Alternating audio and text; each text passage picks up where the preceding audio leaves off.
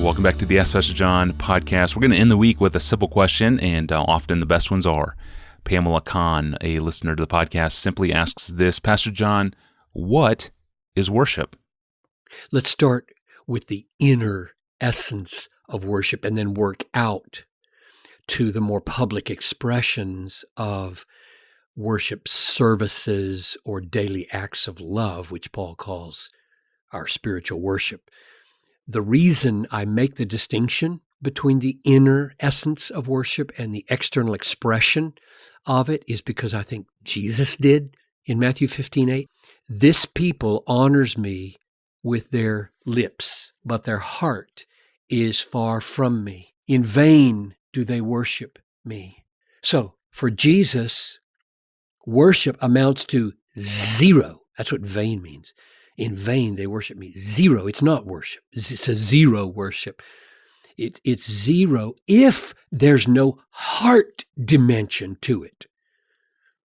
So you can do as many deeds as you want and go to as many church services as you want and never be worshiping if it's all external and nothing is happening in your heart toward God. So all true worship is in essence a matter of the heart. It's more, but it's not less. So then the question becomes, what is this inner, authentic, Godward experience of the heart that we call the essence of worship? And Jesus pointed us toward an answer in John 4:23 and 24 when he said, the hour is coming and is now here. He's here. When the true worshipers will worship the Father in spirit and truth. For the Father is seeking such people to worship him. God is spirit, and those who worship him must worship in spirit and in truth. Now notice that worshiping in spirit is not contrasted with worshiping in the body or with the body. Instead, it's put alongside worshiping in truth. So what would that mean? That we are to be spirit worshipers, worshiping from the Spirit, and truth, driven by truth. Well, I think the point is that when we worship, right worship, good worship, pleasing worship, depends on a right mental grasp of the way God really is, truth. If we worship an idol of our own creation, we're not really worshiping God. And secondly, worship depends on a right spiritual or emotional or affectional heart grasp of God's supreme value. So true worship is based on a right understanding of God's nature, and it is a right valuing of God's worth.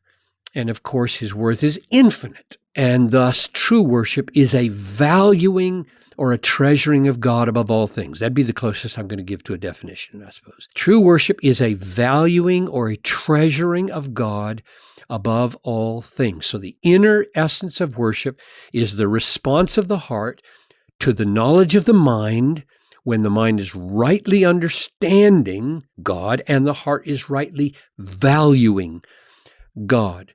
Or you could use words like treasuring or prizing God, or delighting in God, or reverencing God, or being satisfied with God. All of these inner responses to God reflect his infinite worth and beauty. And that's what worship was designed to do, put the supreme worth of God on display. In fact, the English word worship comes from worthship.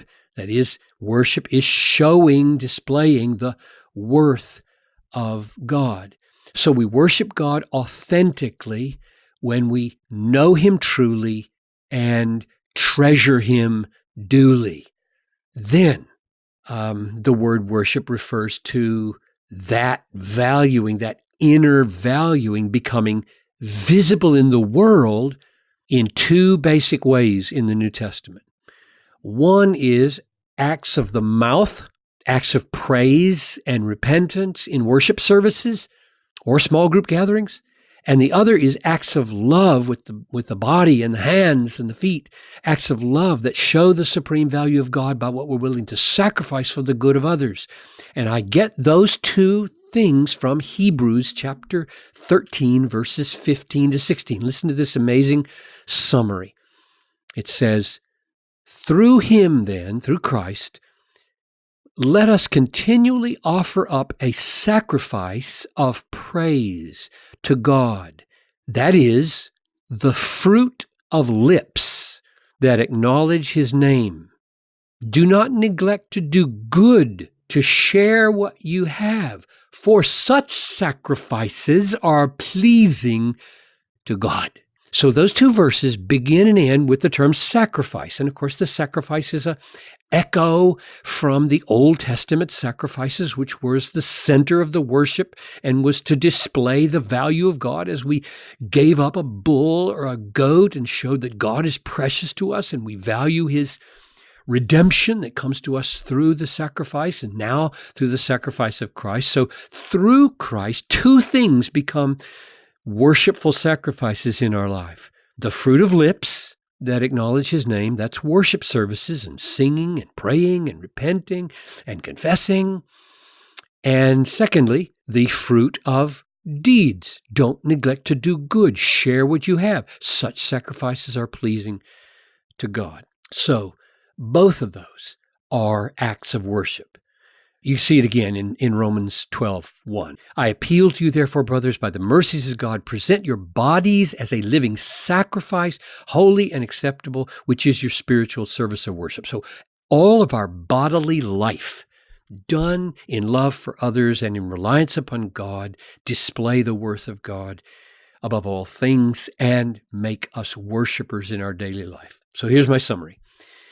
The inner essence of worship is to know God truly and then respond from the heart to that knowledge by valuing God, treasuring God, prizing God, enjoying God, being satisfied with God above all earthly things. And then that deep, restful, joyful satisfaction in God overflows in demonstrable acts of praise from the lips and demonstrable acts of love in serving others for the sake of Christ. Beautiful. That's a robust survey of a theme at the very core of why God made us and what desiring God is all about. Thank you, Pastor John. We are going to break for the weekend now. You can look back on the episodes from the week, search our archive of hundreds of episodes that we have released in this podcast to date.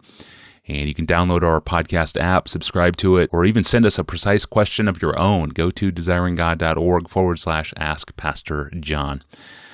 Well, Pastor John has a new book that launches next week. It's titled Living in the Light, Money, Sex, and Power. It's a noteworthy book, and it will be our theme all next week. And on Monday, I'll ask him about money, sex, and power and what makes him think of these things in a completely new light. We'll talk about that. Don't miss it. I'm your host, Tony Reinke. I'll see you on Monday.